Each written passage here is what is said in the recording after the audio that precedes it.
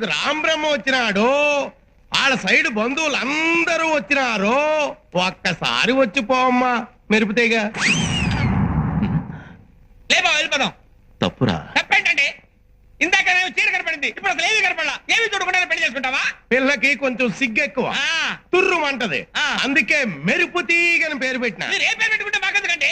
పెళ్లి చూపులు అన్న తర్వాత ఆ పిల్ల ఎదురుగా కూర్చొని నేను కూర్చొని లుక్స్ మాత్రం మాట్లాడుకోవాలి కదా. అసలు మేము పెళ్లి చూపులకు వచ్చావా, మొన్న మీట్లో పరుగు పందెం చుట్టానికి వచ్చావా? రేయ్ బ్రహ్మం, అరవకు. ఒక్కసారి అమ్మాయిని నిదానంగా రమ్మనండి. దాన్నేం భాగ్యం. అట్టాగే.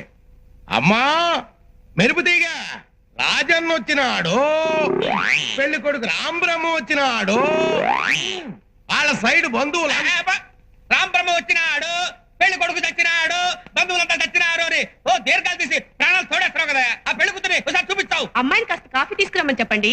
అట్టాగా. అట్టాగే కాఫీ తీసుకు